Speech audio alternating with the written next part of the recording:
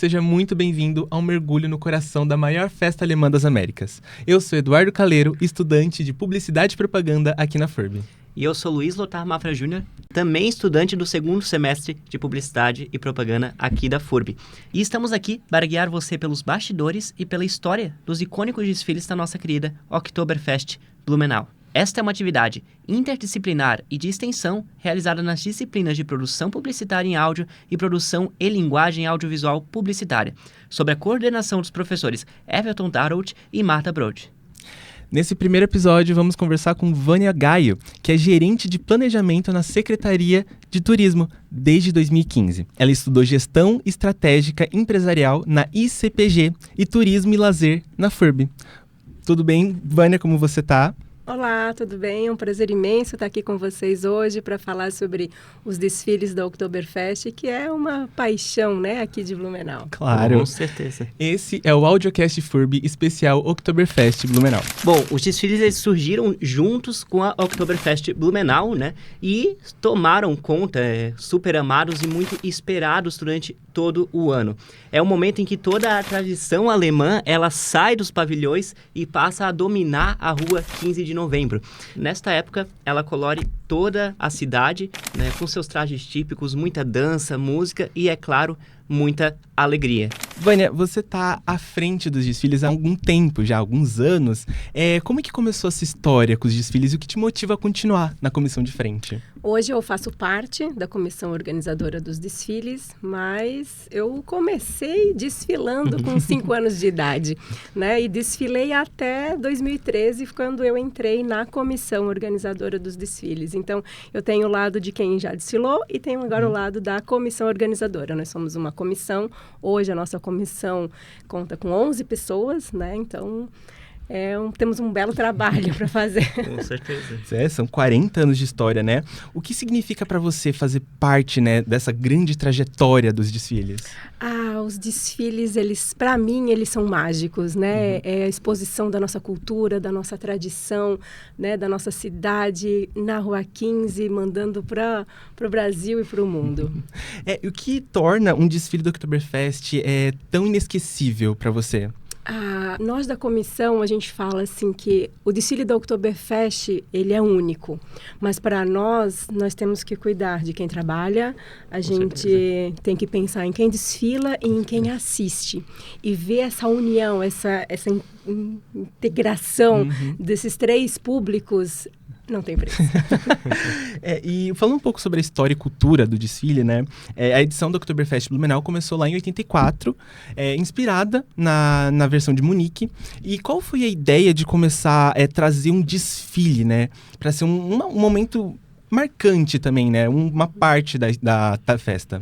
Então, na Alemanha, na Oktoberfest de Munique, também já acontecem os desfiles, né? Então, em 84, como você disse, inspirada na Oktober de Munique, foi feita a Oktoberfest Blumenau. E o desfile também veio com essa inspiração, né? Então, já acontece desde a primeira edição, também inspirado na nossa Oktobermãe de Munique.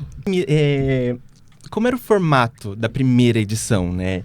O que temos de hoje, né? A diferença de hoje em dia, né? O que se mantinha da tradição que foi mudando com a cultura local, né? Eu nasci no ano da primeira edição, então não posso dizer como era exatamente a primeira, mas a gente, né, trabalhando lá, a gente ouve muitas pessoas que estiveram, até a família, né, minha família participou desde as primeiras edições.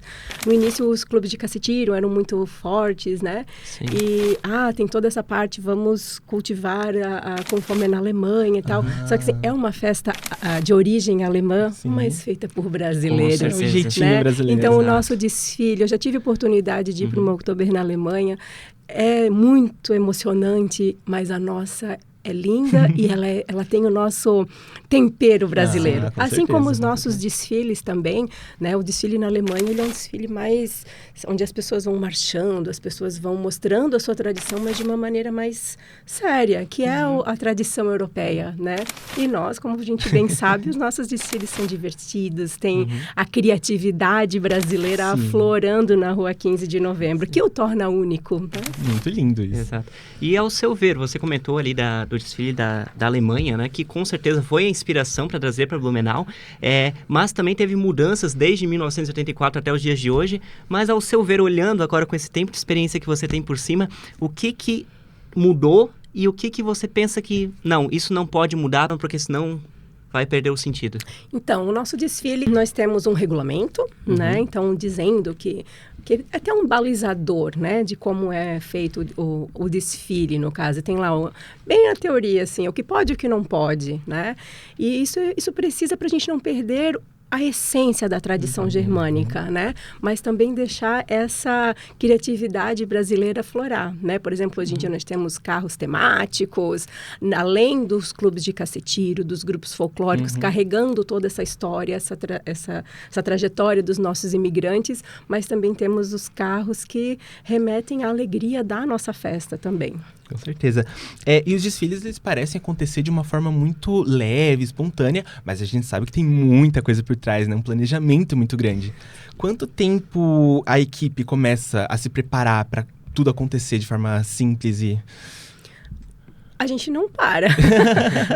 A comissão tem reunião durante o ano, toda terça-feira à tarde é a nossa reunião. A gente senta, conversa, planeja o ano seguinte já, né? Agora a gente já está planejando o ano seguinte, vendo o que deu certo, o que precisa mudar, Então, porque nada é escrito na pedra, né? Tudo tem que ser evoluindo, assim como a festa também evolui. Com certeza. Então, é nesse meio, assim. Então, a gente tem um regulamento que baliza a nossa tradição, a nossa cultura e dá também uma liberdade aonde você pode criar e evoluir para o desfile. E são cerca de 60 voluntários, 10 pontos fixos, né, de apoio durante toda a Rua 15. Como vocês coordenam essa equipe, né? Tem algum ensaio ou tem uma comunicação interna?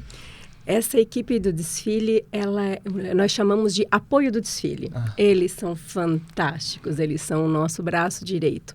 São, sim, em torno de 60 pessoas, dentre eles 10 pontos fixos ao longo da Rua 15, que tá dando um buraco, aí algum outro grupo, outra pessoa vai acompanhando Temos os apoios fixos, que ficam paradinhos, e os apoios volantes, que vão acompanhando cada 2, 3 grupos. E aí o fixo vai falando, aqui tem um buraco. Nós temos rádio, aí no rádio a gente vai avisando, dá uma seguradinha ali, dá um probleminha aqui, dá uma segurada para evitar aqueles buracos, né? Então, mas essa equipe, sobre treinamento, como é que eu posso te dizer? É uma equipe que já trabalha há muito tempo. Então, uma equipe muito coesa, né? Então, é engraçado até porque nós nos reunimos em setembro.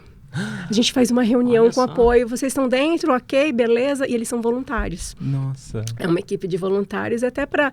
Poxa, eu faço parte do evento da nossa cidade, né? Então, tem essa parte de pertencimento também da nossa equipe de apoio. Com certeza. Né? São voluntários, assim como grandes eventos nacionais também acontecem com voluntários. O nosso, que também é um grande evento, não estaria de fora.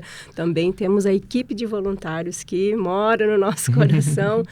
E já sabem o que tem que fazer. A gente é uma equipe bem coesa, tipo comissão e equipe de apoio. E a gente vai com o radinho, cada um já sabe o que tem que fazer. E bora. É uma organização muito grande, né? Nós imaginamos. Mas também vou chegar para perguntar para você agora...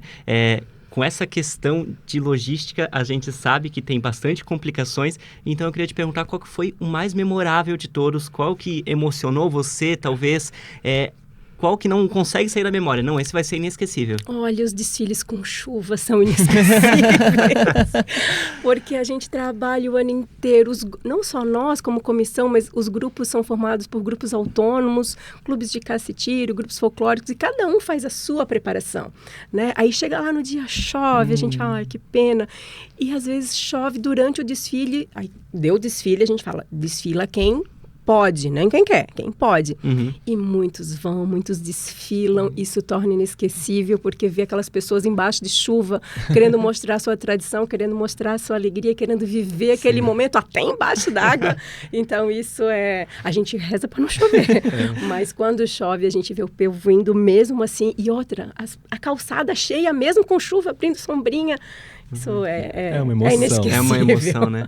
Mas, Vânia, você comentou dos dias de chuva. Como que vocês lidam com esses imprevistos, essas complicações que acontecem com o decorrer? Vários imprevistos acontecem, não só de chuva, que chuva a gente não tem o que fazer, né? Quem quer ir vai, claro que uma banda que vai estragar algum instrumento não vai mais desfilar, e não tem problema, e tá tudo bem, desfila quem pode, uma criança, um idoso não vão desfilar, mas acontecem outros problemas também, né? Que a gente tem que né? Porque a gente não, por exemplo, o desfile, a gente não pode colocar um carro de som atrás de um carro de som, porque daí vai dar som com som, ninguém vai ouvir nada. Então, a gente tem toda essa logística de como preparar o desfile, botar uma atração sem som, uma com som, sabe? Para fazer essa logística. E aí, de repente, uma banda atrasa. Às vezes, por exemplo, bandas escolares, depende do ônibus contratado, o ônibus ficou no trânsito, não chegou na hora. É hora de desfilar, o grupo não chegou. Aí a gente tem que... E não dá para simplesmente deixar tocar, porque senão vai ficar som em cima de som e não é legal. Então, muita coisa a gente tem que ficar ali na hora ligado para mudar na hora. E aí tem que avisar o pessoal da locução, porque vai mudar a ordem do desfile. É um corre. Depende muito do momento, né? É, muito do momento. Acho que o evento um todo, né? A gente tem que sentir o momento e... A gente sabe que os desfiles da Oktoberfest também são uma grande representatividade da cidade, né, de Blumenau. Blumenau é muito conhecido por conta da Oktober e também, querendo ou não, por conta dos desfiles. Então, como que funciona a curadoria dos grupos, por exemplo, para conseguirem participar da Oktoberfest? Então, desde 2013 existe um edital de concurso, né, para novos grupos. Então, hoje eu quero participar de um desfile, eu quero ter um grupo, você participa de um concurso público, um edital de concurso público, né? Então, ano passado teve o carro eleito, esse ano foi o Volkswagen, que é o popular carro da vaquinha, que foi o vencedor esse ano, assim como ano passado teve um dirigível. Então, cada ano vem entrando um carro. Então, assim, esse edital, ele precisa seguir algumas regras, né? Então, tem o edital dizendo o que pode, o que não pode, né? E aí passa por um corpo de jurados, né? Um historiador, um artista plástico, do traje quem vai avaliar é uma pessoa de moda, né? Com especialidade em traje típico, porque tem que estar tudo lá registrado no projeto para daí então ser aprovado ou não para participar dos desfiles do grupo do Oktoberfest. E existe algum critério específico para manter o equilíbrio entre inovação e tradição? Então, nós temos, por exemplo, a lei do traje típico, né? Então, assim, você tem que seguir a lei do traje típico no próprio edital, né, para novos grupos. Tem lá, por exemplo, dando ênfase a alguns pontos da nossa cultura, da nossa tradição, e a criatividade é ilimitada, né? Só que tem que ter, sim, seguindo as bases dos editais para manter essa tradição, no caso. Sim. Até a gente comentou anteriormente da questão de mudanças, do que não pode mudar, e você comentou agora das questões dos trajes. Os trajes, eles são muito respeitados e com muito rigor, né? Sim, muito rigor, porque até a história do traje típico, para você estar ali, como eu falei, o desfile é para quem desfila e para quem vai assistir. Então, a gente tem que mostrar algo bonito, né? A gente, é visível, né, aos olhos, a evolução da Oktoberfest. Com certeza. E o desfile, ele evolui junto, né? Então, a gente tem que apresentar um belo espetáculo. Então, um traje típico bem bonito, bem apresentado, é chave no desfile. E falando sobre eventos como a pandemia, né, que alteram a logística, né, os planejamentos do desfile, existe alguma prática nova que veio para ficar? Olha, no desfile em si, vou te dizer, foi um período da pandemia muito triste para toda a cadeia do turismo, de eventos, né, porque evento é presencial, o desfile, nós tivemos 2 anos sem a edição do Oktoberfest, sem um desfile, e a cidade viu como foi dolorosa, não só não ter a festa, mas a parte econômica, né? Empregos que são gerados, famílias que dependem de uma renda voltada para o turismo. Então, eu acho que o que mesmo ficou eu não vou mais reclamar do trânsito do Oktober, porque eu sei que se não ter Oktober, faz falta no bolso no final do mês.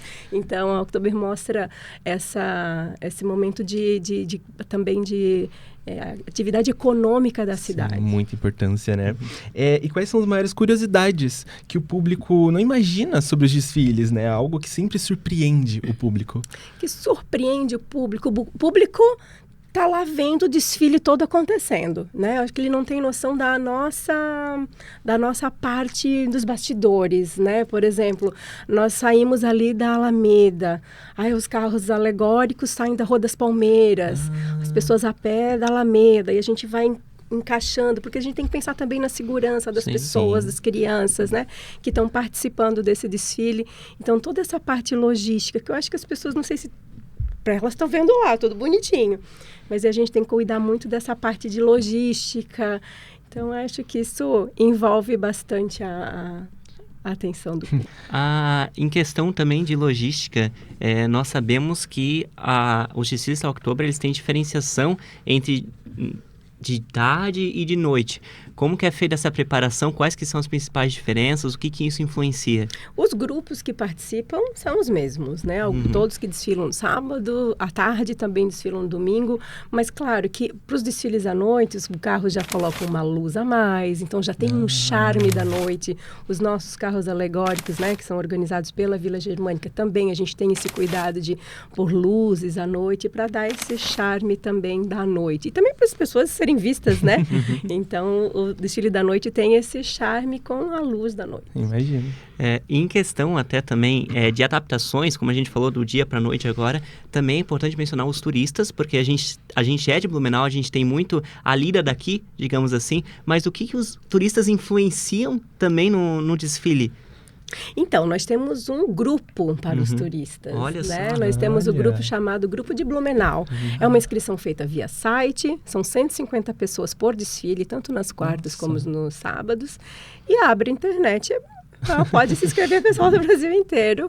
Quem sabe... Então, nossa, é uma loucura, porque em 15 minutos encerram todas as inscrições. Deus. E são 150 para cada desfile. Então, são 6 desfiles, 150 vagas. Caramba. E é um grupo muito legal, onde as pessoas se inscrevem realmente, vão participar. Daí a gente vê como que as pessoas têm vontade de desfilar, como elas querem participar desse evento. A gente fala que o desfile da Oktober, ele tem esse sucesso porque são 5 mil pessoas desfilando. 5 mil pessoas se sentindo parte desse evento, né? O pertencimento é muito forte. Então, são 5 mil estrelas desfilando na Joaquim. E esse ano a gente teve muitos carros importantes, né? Um dos que mais chamaram a atenção, né? Que foi muito simbólico, é o Enchente e o Renascimento. Que é um tema que ele traz muito sobre superação, né? Então, como que foi trazer esse carro que fala muito sobre dor, superação, num desfile tão alegre? Então, os desfiles da Oktober, por exemplo, os grupos autônomos têm o seu carro, por exemplo, esse que entrou esse ano, o Corguese. Ele vai se manter como grupo da vaquinha até o fim. Nós temos os nossos carros alegóricos que eles ajudam também a separar o som entre um grupo e outro. E esse ano nós tivemos 14 carros alegóricos, que é um Jeep que puxa uma plataforma. E aí a gente cria em cima dessas plataformas. Esse ano, e todo ano a gente muda o tema desses carros alegóricos que a gente chama. E esse ano, como era uma edição histórica de 40 anos, nós resolvemos contar a história da Oktoberfest. Então, o nosso primeiro carro de abre-alas tinha um cartaz gigante da Oktoberfest de 84 e o cartaz desse ano. Depois tinha um carro alegórico da enchente, porque também, claro, a festa começou num período de enchente, então também temos que mencionar esse período. Um outro carro representava a Famosk, onde aconteceu a primeira Oktoberfest. Então, esse ano, todos os carros produzidos pela Vila Germânica teve esse contar a história. E a enchente, claro que é a nossa superação, é um momento triste, sim, mas também é um momento bonito, onde mostra a força, a garra do blumenauense, que levanta a manga da camisa e vai trabalhar e vai fazer acontecer, né? E a Oktoberfest é isso, são pessoas fazendo acontecer a festa para outras pessoas. Isso, exatamente.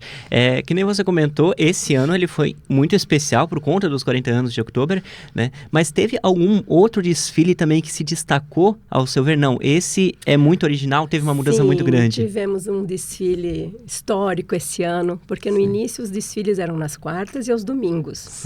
Né? Há mais de 20 anos que não tínhamos desfile aos domingos, que o desfile de domingo passou para sábado. E esse ano tivemos, sim, os desfiles de quartas, de sábado e um no último domingo.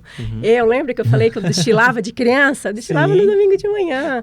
Então, agora poder organizar, né? Estar junto na organização de um desfile num domingo de manhã e vendo a Rua 15 cheia, e digo, muito blumenauense, muita família, crianças assistindo o nosso trabalho, não tem preço. É muito bonito ver as pessoas participando, porque assim, será que vai dar? Que dá aquele medinho, né? Será que vai dar certo? Não, nós acreditamos. Vai dar certo esse desfile de domingo, vamos fazer. Sim.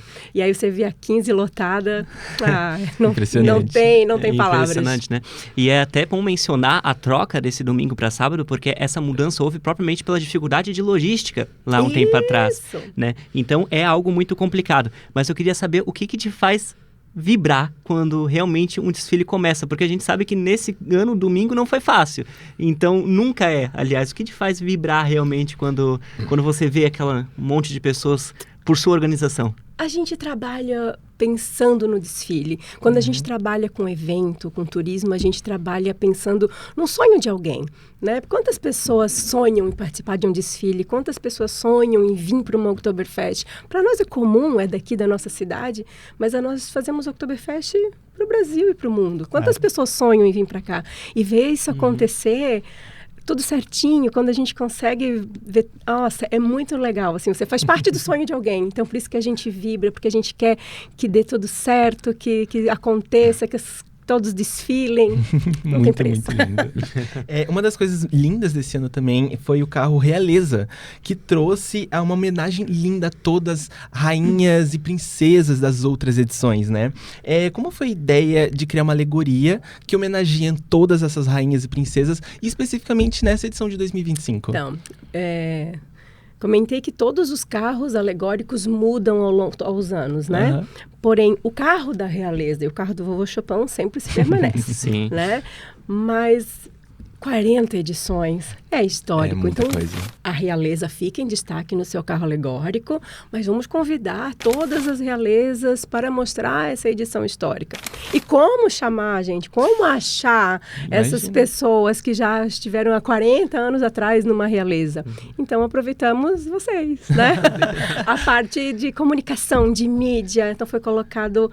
o convite foi feito, que não tinha o WhatsApp de todas mais. Imagina, uma pessoa que foi realeza 40 anos atrás, 20, 30, né? Sim. Muda, tal. Então, o convite foi feito aberto pela imprensa, pela rede social, para que chegassem nas ex-realezas, nas realezas de cada ano da festa, que quem é a realeza é sempre. E deu muito certo, vieram muitas garotas, muitas mulheres, mostrando a beleza da festa, a beleza do seu ano, com a sua faixa representando. Então, foi muito gratificante vivenciar esse reinado todo. Publicidade fazendo efeito. Publicidade nos ajudaria muito. E tem muitos carros, como você comentou, né? Carros que não mudam, e tem carros que são pioneiros, né? O Essenwagen, ele, por exemplo, foi pioneiro na ala gastronômica. Como vocês da produção enxergam esses carros que compartilham cultura através dos sabores com o público? Então, de um tempo para cá, a própria Oktoberfest vem crescendo muito na sua parte de gastronomia. Né? Antigamente, o Oktober era mais conhecido como a festa da cerveja. Hoje, a cerveja está dentro da festa, mas ela está dentro da gastronomia. Né? Então, muitos pratos, um tempo atrás, não se via um spätzle, um joelho de porco no Oktoberfest. Hoje, a gente tem a tradição da culinária alemã muito forte na festa. E o desfile é um reflexo da festa, né? Então, até no nosso edital de novos grupos, sempre está lá enaltecer, sim, as tradições, a gastronomia. Então, é um dos itens do nosso edital para os novos grupos, a gastronomia, para se equiparar à grande festa que é o Oktoberfest. No começo, você até mencionou também em relação aos carros, né, a distância dos carros, o intuito propriamente, inicialmente dos carros, me corrija também se estiver errado, mas foi essa de separar os sons, né? E não deve ser algo definitivamente fácil de organizar. Como que é a logística disso? Como que é organizar um número tão grande de pessoas? Então, os grupos, a gente tem que saber, esse grupo tem o som para frente, esse grupo tem o som para trás, esse grupo tem pessoas, as próprias pessoas também ajudam a dividir um pouco o som. Então, é um quebra-cabeça que a gente monta, né? E tem que ter toda essa, uma logística, tem que ter toda essa parte muito bem afiada para ter a harmonia do desfile, né? Então, pessoas, grupos de som, os nossos carros sem som, então, para ir dando essa harmonia, um carro de som, sem som, carro de som, pessoas. Porque as pessoas precisam da música para desfilar. Então, tem um carro de som, tem pessoas atrás, tem carro de som. Então, é feito todo esse equilíbrio, essa logística para ter a harmonia do desfile. Ótimo. E falando mais sobre a mídia também, né? A gente vem percebendo que muitas transmissões ao vivo vêm crescendo, né? Então, como vocês da produção enxergam como que a mídia, né, contribui para continuar com essa tradição, né? Permanecer, né? Crescendo cada vez mais. É fundamental, porque é onde que informado, é divulgado na hora, onde as pessoas assistem pela TV, pela rede social, um desfile, através, né, de toda a equipe que está lá trabalhando, filmando, mostrando, então fazendo com que as pessoas que não estão ali naquele momento se sintam parte. Então a gente vê de uma maneira muito positiva, né?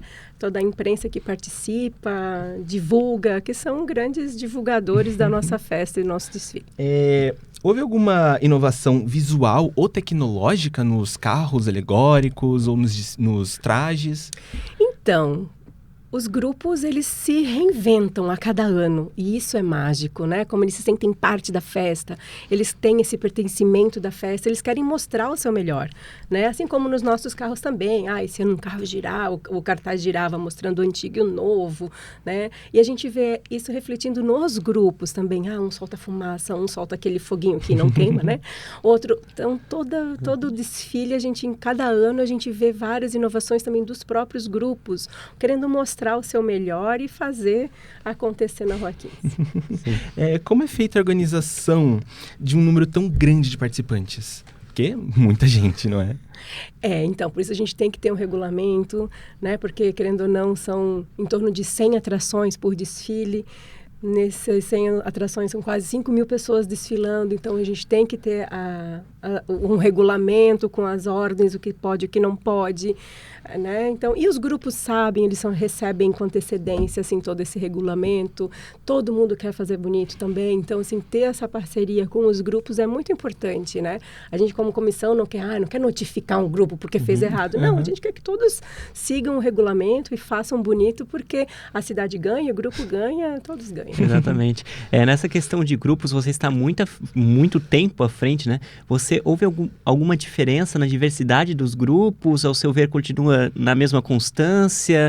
A gente vê que cada ano tem diversos objetivos, né? Então, assim, carro de gastronomia, carro de mostrar a sua cultura. Então, a gente vê, assim, os grupos sempre inovando. Quero fazer um traje novo, A gente vê sempre tendo essa parte de criatividade.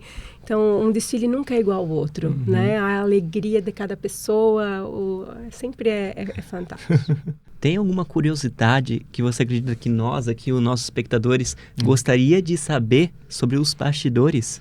Sobre os bastidores, a gente trabalha muito, mas sobre os bastidores, por exemplo, nós temos um ônibus, sabe aquele ônibus turístico que não tem teto em cima? A gente tem ele nos desfiles. E às vezes as pessoas falam, nossa, mas para que esse ônibus ali no meio da Rua 15, estacionado do lado? É uma ação que nós fazemos de audiodescrição, porque os nossos desfiles também são acessíveis. Então nós temos libras. É que assim, quando a gente não precisa usar, a gente acaba não sabendo o que tem, né? Mas para nós é muito importante ter essa parte de acessibilidade e que as pessoas saibam e divulguem, né? Então nós temos a parte de libras, que é uma pessoa fazendo a intérprete do que é feito na locução, né? Que é lido na locução. E temos também a audiodescrição, que talvez não é tão conhecida, mas é muito importante para a pessoa cega, com baixa visão, que então é uma pessoa narrando o que ela está vendo, né? Então, e isso acontece no ônibus aberto. Então, as pessoas com baixa visão ou deficiência visual, elas sobem no segundo piso do ônibus e aí ficam ouvindo o que está acontecendo. O traje, contando a cor do traje, fazendo toda... por que a pessoa está lá ouvindo? Mas por que eles estão rindo? Então, ela vai dizer, uma pessoa tropeçou.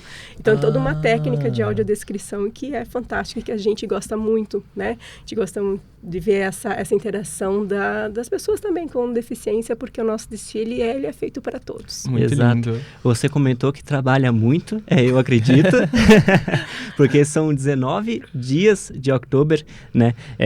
Definitivamente não é fácil, mas eu acredito também que além da pressão, também tem muito uma questão de cuidado cultural, né? Principalmente para não estereotipar porque se trata de uma festa alemã. Como que vocês criam uma originalidade, ao mesmo tempo preservando a questão de estereótipos, por exemplo? Então, é em cima das nossas regras, né? A lei de traje típico, os editais. Então, a gente busca seguir isso, seguir sempre essas normativas do desfile e da festa num todo. E como funciona o processo para criar um carro ou uma alegoria, né? Um grupo para desfilar? Então, hoje, para entrar no desfile do Oktoberfest é apenas através do edital de um concurso público. Tem que respeitar os critérios, o que pode, o que não pode, o que é desejado, gastronomia, né? Algo que traga a cultura da cidade para então poder fazer parte do grupo. Então, para finalizar, vamos falar um pouco mais da questão publicitária, né? Como você enxerga a presença e a interação das marcas com o público, né? Porque eles podem entrar em construir sua imagem e ter engajamento sem tirar a tradição, né? Como vocês da produção enxergam isso? Com certeza, os próprios patrocinadores da festa também são visíveis no desfile, por exemplo, com as entregas de patrocínio. Nos nossos carros alegóricos tem um espaço para os patrocinadores, nos gradis, né, que vão a proteção para o público também tem os espaços de patrocinadores, e cada grupo que tem o seu carro, que tem o seu custo para desfilar, eles também anunciam os seus patrocinadores ao longo da 15 e todos vão junto em harmonia. Faz parte. Bom, chegamos ao final do nosso episódio. Gostaríamos de agradecer a Vânia Gaio por vir e fazer essa conversa incrível com a gente, né? Por compartilhar também a paixão dos bastidores que formam a Rua 15, né? Num palco de tanta cultura, tanta festa, muito ânimo, do jeitinho brasileiro que você comentou antes. A dedicação de manter essa tradição viva é o que deixa a Oktoberfest Blumenau tão especial. Obrigado, Vânia, por compartilhar essas histórias com a gente. Muito obrigada pela oportunidade e conte sempre conosco. Falar de outubro é o que a gente mais gosta. Exatamente. E nós pensando aqui, né, que se os desfiles ele tem esse impacto, juntando então com os pavilhões, cria algo ainda maior. E também uma grande oportunidade, né, na questão publicitária de ativações de marca. Com certeza. Que é algo que criou muito nos eventos nos últimos tempos, né? E principalmente também é muito benéfico para o público. Então, por conta disso, no próximo episódio do Audiocast FURB, nós vamos comentar sobre isso, sobre as ativações de marca. Então, fica ligado para não perder. Agradecemos você também que acompanhou pra gente nesse episódio do Audiocast FURB, e também os professores Everton Darat e Marta Brod, e toda a produção por acompanhar a gente nessa atividade de extensão. E, óbvio, não esqueça de seguir a gente nas redes sociais. Lá no Instagram é só procurar por @ppfurb e @audiofurb. E também se inscrever no canal do YouTube do Laboratório de Áudio da FURB. É só procurar por Comunica FURB, para ficar por dentro de tudo que rola por aqui. A gente se vê no próximo episódio. Um grande beijo e tchau!